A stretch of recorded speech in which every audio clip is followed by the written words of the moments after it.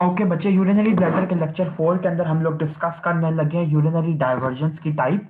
सबसे पहले आपको ये बता दूं कि बेले ने जो इंडिकेशंस हैं यूरिनरी ब्लैडर की, यूरिनरी डाइवर्जन की, वो दो कैटेगरीज में डिवाइड की हैं। एक है टेम्परेरी इंडिकेशंस, दूसरी है permanent indications for urinary diversion. ठीक है, यानी कि अगर यूरिन नॉर्मली ब्लैडर के अंदर स्टोर होके यूरेथ्रा से पास होके नहीं पास आउट किया जा सकता, उसका पैसेज आउट हो सकता, तो उसके लिए हम लोग फर्दर क्या कर सकते हैं कि अगर किसी बंदे की सिस्टेक्टमी हुई है तो उसको कैसे फैसिलिटेट कर सकते हैं। तो आप ये देख लें कि यूरिनरी जो डाइवर्जन हैं, इसकी इसकी ये इंडिकेशंस की टाइप्स हैं, टेम्परेरी और परमानेंट। ठीक है, और मेथड्स की टाइप भी इसे हम कह सकते हैं, लेकिन अगर आप इसको इंडिकेशंस की टाइप रखेंगे तो ये ज्यादा बेहतर होगा।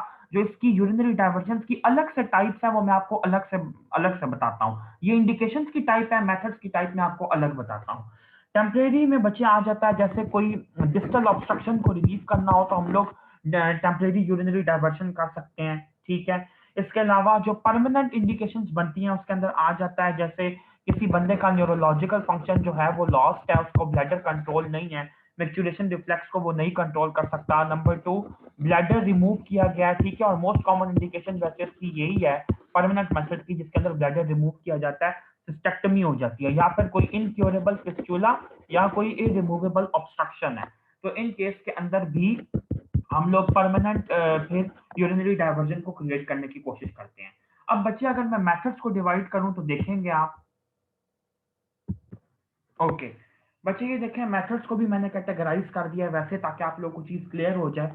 सबसे पहले मेथड दो तरह के, टेम्परेरी इंडिकेशन के लिए टेम्परेरी मेथड, परमानेंट इंडिकेशन के लिए परमानेंट मेथड। जो टेम्परेरी बच्चे मेथड यूज करते हैं उसके अंदर यूजली हम लोग कोई प्रोस्थेटिक मटेरियल पास करते हैं ताकि यूरिनरी ऑब्स्ट्रक्शन को रिलीव कर सकें। जैसे बहुत कॉमन एग्जांपल जो है इसके अंदर वो फोलिस कैथीटर आ जाएगा। ठीक है, फोलिस कैथीटर पास किया यूरेथ्रा के अंदर, वो यूरिनरी ब्लैडर को रीच किया और जो भी ऑब्स्ट्रक्शन होगी उसको ओवरकम करके यूरिन के फ्लो को रेस्टोर कर देगा। उसके बाद परमानेंट मेथड दो तरह के आते हैं, एक होता है नॉन कॉन्टिनेंट, एक होता है कॉन्टिनेंट।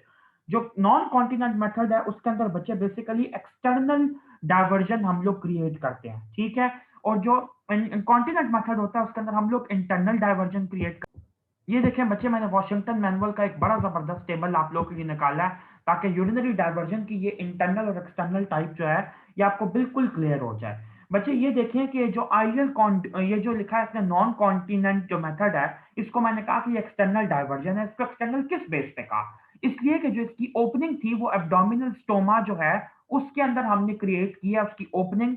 ठीक है, जो कि मतलब यानी कि कोई क्यूटेनियस टाइप की ओपनिंग या एब्डोमिनल स्टोमा हमने क्रिएट किया है, जिसके जरिए यूरिन जो होगा वो ड्रेन होगा जब उसके साथ हम लोग यूरिन का कोई बैग कनेक्ट करेंगे। जो कॉन्टिनेंट वैरायटी है इसको हमने कहा है कि इंटरनल डाइवर्जन है ये। ठीक है, अब देखिए इसकी डिस्क्रिप्शन में आउटलेट में क्या लिखा हुआ है, continent catheterizable channel made of ileocecal valve and terminal ileum या orthotopic anastomosis to the native urethra. यानी कि जो इंटरनल डाइवर्जन है इसके अंदर हमने ब्लैडर को अगर रिमूव किया है तो हम किसी और चीज को वो टैंक बनाएंगे, यूरिन स्टोरेज का टैंक बना के, लेकिन उसको हमने अल्टीमेटली कनेक्ट यूरेथ्रा के साथ ही करना है। लेकिन नॉन कॉन्टिनेंट मेथड के अंदर हम लोग यूरेथ्रा के साथ कनेक्ट नहीं कर रहे, बल्कि जो आइलियम का हमने कॉन्डुइट बनाया, जो टैंकी बनाई है यूरिन को स्टोर करने के लिए, उसको हमने क्यूटेनियसली डाइवर्ट कर दिया। ठीक है, तो यानी कि इनकी जो ओपनिंग्स हैं, जो इनके आउटलेट्स हैं, उनकी बेस पे हमने इनका नाम इंटरनल और एक्सटर्नल डाइवर्जेंस रखा है और नॉन कॉन्टिनेंट और कॉन्टिनेंट रखा है। अब देखें जो एक्सटर्नल हमने क्रिएट किया डाइवर्जन, तो उसके अंदर आप देखें कि वो नॉन कॉन्टिनेंट होती है। क्यों? क्योंकि उसका आपका वॉलंटरी कंट्रोल तो नहीं है ना, वो तो स्किन के ऊपर आके ड्रेन करेगा यूरिन, तो वो that is non continent. Continent का मतलब होता है हैविंग कंट्रोल ऑफ समथिंग।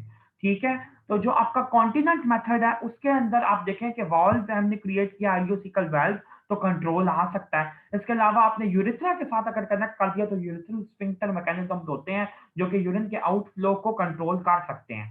तो कॉन्टिनेंट मेथड जो इंटरनल मेथड है उसके अंदर आप कंट्रोल रख सकते हैं यूरिन का।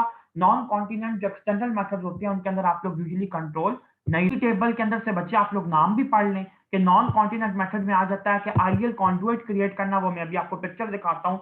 और जो कॉन्टिनेंट के अंदर है उसके अंदर हम न्यू ब्लैडर, नया ब्लैडर भी बना सकते हैं और पाउच उसके अंदर कोलोरेक्टल वो भी क्रिएट कर सकते हैं। अभी मैं आपको उसकी पिक्चर, ये देखें बच्चे, मैंने आप लोगों के लिए बेले का ये पेज निकाला है, इसके इमेजेस को जरा गौर से स्टडी कीजिएगा। डाइवर्जन ऑफ यूरिन के फेवरेबल मेथड्स बताए हुए हैं इसने, ठीक है। सबसे पहले इसने ये ए पे मेंशन किया हुआ है आइडियल कॉन्डुइट मेथड, जिसके अंदर आप ये देखें कि दोनों किडनीज के साथ जो यूरेटर्स हैं उसको हमने आइलियम के एक एंड पे साइड टू साइड एनास्टोमोस कर दिया, ठीक है। ये हमने इसको कहा कि ये आइडियल कॉन्डुइट फॉर्मेशन है। उसके बाद बी नंबर फिगर जो है ये बताता है आपको यूरेट्रोसिग्मोइडोस्टोमी, यानी कि जो दोनों आपके यूरेटर्स हैं उनको हमने कनेक्ट करवा दिया सिग्मॉइड कॉलोन के साथ, तो अब वो एनल ओपनिंग के थ्रू थ्रू ही यूरिन जो होगा वो ड्रेन करेगा। लेकिन आपने ये याद रखना है कि यूरेट्रोसिग्मोइडोस्टोमी करने से पहले पहले, और ये आपका इंटरनल यूरिनरी डेविएशन डाइवर्जन का मेथड है, जो आइडियल कॉन्डुइट था ये एक्सटर्नल मेथड था, ठीक है। अब आप बचे ये देखें नेक्स्ट वाला, कि जो कॉलोन एंड रेक्टम के अंदर हमने ड्रेन इसके अंदर करवाया है, तो इसके अंदर बच्चे आपको एक रिक्वायरमेंट होना बहुत ज़्यादा ज़रूरी है, जिसको मैं यहाँ पे हाइलाइट कर रहा हूँ कि यूरेट्रोसिग्मोइडोस्कोपी सिग्मोइडोस्टोमी से पहले पेशेंट को ये लाज़मी प्रूव करना चाहिए, जिस लाइन को मैंने हाइलाइट किया, कि वो कम से कम 200 ml का जो फ्लूइड है, उसको रिटेन करने की कोशिश कर सकता है। अगर वो करता है तो फिर हम लोग कर सकते हैं, क्योंकि एनल कंट्रोल जो होता है वो फ्लूइड्स के लिए इतना अच्छा नहीं होता, जबकि सॉलिड्स के लिए, स्टूल के लिए अच्छा होता है। अच्छा, एक चीज़ को मैं यहाँ पे क्लियर कर दूँ कि ये जो हमने आइलियम कंडुइट क्रिएट किया है, तो ये जो आइलियम का प्रॉक्सिमल एंड है, इसके साथ हमने यूरेटर तो जोड़ दिए हैं, जो डिस्टल एंड है वो आपका लार्ज इंटेस्टाइन के अंदर नहीं ओपन होगा, बल्कि हम लोग क्या करते हैं कि आइलियम का जो कनेक्शन होता है वो एब्डोमिनल वॉल के साथ कर देते हैं, ठीक है, एंटीरियर एब्डोमिनल वॉल के साथ, तो स्किन के थ्रू यूरिन जो होता है वो ड्रेन करता है, इसलिए ये एक्सटर्नल डाइवर्जन है।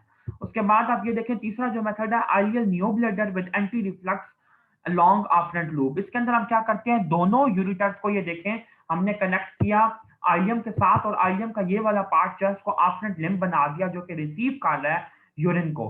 बाकी आइलियम जो है वो पेटेंट रहेगी, बिल्कुल वैसी लार्ज इंटेस्टाइन के साथ इन कांटेक्ट रहेगी, तो यूरिन जो होगा वो लार्ज इंटेस्टाइन के थ्रू, एनस के थ्रू स्टूल के साथ पास करेगा, ठीक है। इसको हम लोग आइडियल न्यू ब्लैडर फॉर्मेशन कहते हैं।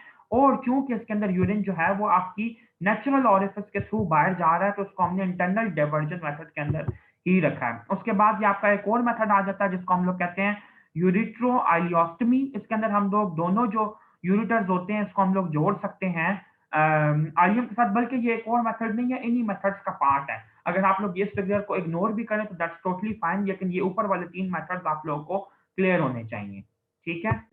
एक और बचे यहाँ पे क्लिनिकल हम लोग डिस्कस करते चले, जो कि है यूरिनरी ब्लैडर के जो डायवर्टिकुला होते हैं, ठीक है।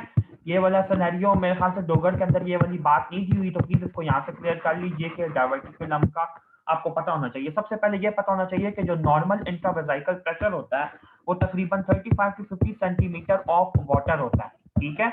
लेकिन अगर ये प्रेशर राइज कर जाए बहुत ज्यादा, और आप ये देखें कि ब्लैडर का जो आउटफ्लो ट्रैक्ट है या किसी भी सूरत में ऑब्स्ट्रक्ट कर जाए, जैसे बिनाइन प्रोस्टेटिक हाइपरप्लेजिया के केस में, तो प्रेशर जो होगा वो पीछे की तरफ ब्लैडर की वॉल में इंक्रीज करेगा, जिसकी वजह से जो यूरिनरी ब्लैडर की म्यूकोजा होती है उसके अंदर डायवर्टिकुला क्रिएट हो जाते हैं, पल्शन डायवर्टिकुला इनको हम लोग यूजुअली कहते हैं, ठीक है।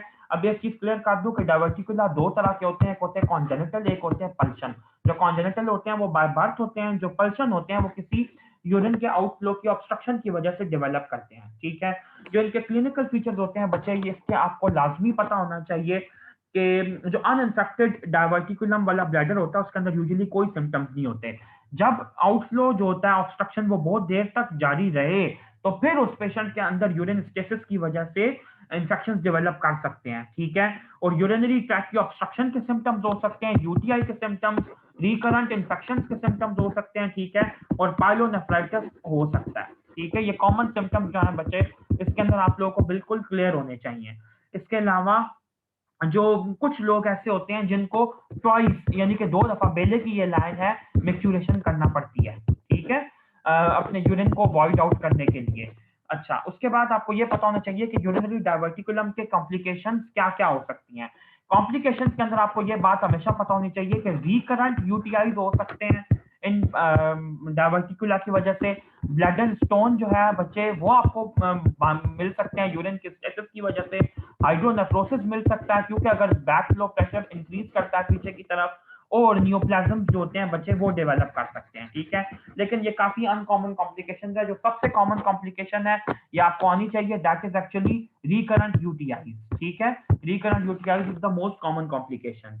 जो बच्चे इसके अंदर ऑपरेशन बनता है वो यही बनता है कि जब रिकरेंट इंडिकेशन बनती है ऑपरेशन की वो यही होता है कि ये रिकरेंट सिम्पटम्स हो रहे हों या कॉम्प्लिकेशंस डेवलप कर जाएँ तो फिर हमें ऑपरेट करना पड़ता है। इन चारों में से कोई भी कॉम्प्लिकेशन हो जाए। और जो बच्चे इसका बेसिक प्रोसीजर है वो यही है कि आप लोग डायवर्टिक्युलेक्टमी करते हैं और डायवर्टिक्युलेक्टमी की डिफरेंट मतलब टाइप्स हो सकती हैं। एक्स्ट्रा वेसिकल डायवर्टिक्युलेक्टमी हो सकती है और ट्रैक्शन डायवर्टिक्युलेक्टमी हो सकती है। अगर आपको इसकी फर्दर डिटेल नहीं भी आती दैट्स गोइंग टू वर्क, लेकिन प्रोसीजर्स की कम से कम ये वाले नाम आप लोगों को लाज़मी आने चाहिए।